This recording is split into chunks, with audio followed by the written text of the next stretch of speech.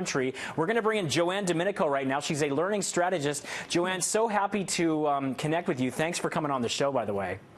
Thanks for having me, Thor. Happy to be here. Okay, we're going to talk about getting your kids ready for virtual learning, homeschooling, all that kind of stuff. First of all, before we get into the different levels and the different grades, how do you talk to your kid, first of all, about this new routine? And what are some common sort of mistakes that parents make when they sort of try to dive too quickly into this virtual learning environment?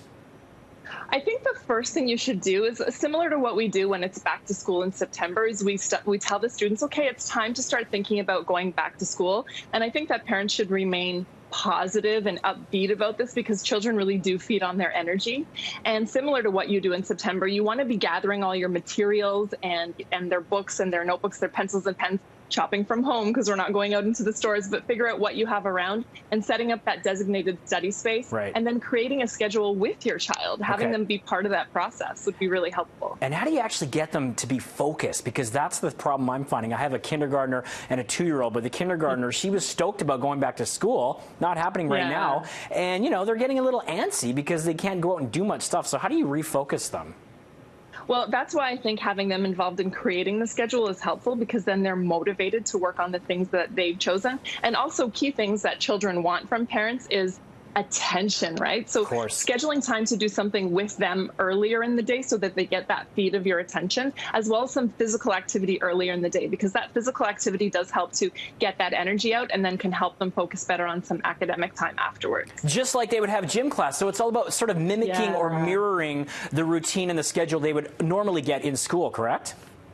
Yes, correct. And so I made a schedule with my son, who's 7 years old in grade 2, and we created it even from the beginning during March break because I know that, you know your child. He thrives on routine. So we had the structured academic time, the recess time. We did really structure it like a school day. Of course. And I found that balance between what I want him to work on, math, English, and then the things that he wanted to work on. So he loves animals. So we have creative time every day where he gets to learn all about the animals that he's interested in. So it doesn't feel like a battle because it's something that he's engaged in. Yeah, I love watching movies with my 5-year-old, and we went out and shot a little movie ourselves on my phone in our grounds. Briefly, take us through the different levels in terms of primary, high school, and college, because you're going to have virtual classrooms where you're actually learning with your teacher in some scenarios, and other times the primary teachers are just going to be sending suggested material. So how do we differentiate those levels? Yeah, so depending on how old your child is, the first thing I recommend is really thoroughly comb through the correspondence you've been receiving from your school board, from your school, or from your teacher directly, because the last thing you want to be doing is missing, a live virtual Zoom class if you didn't know when it was scheduled. So go through the correspondence. With the younger kids who you may be told you have to study with them on their own, I think it's so helpful to plan an exact time when that will happen. And my suggestion for that is doing something called habit stacking. So if they're already in the habit of brushing their teeth, getting dressed, and then making their bed, schedule their academic time right after that. So they're already in that concrete routine.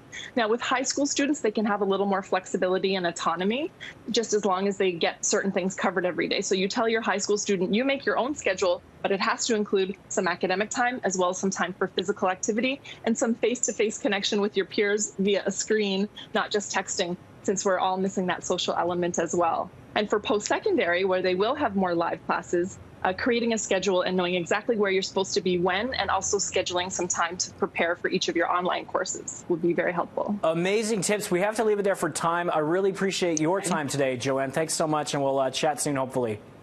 Okay, thank you. Have a good day. All right, you too. Good luck to all those parents and teachers out there. A lot of resources online, and more info on that to come. That's Joanne Domenico in Toronto. She's a learning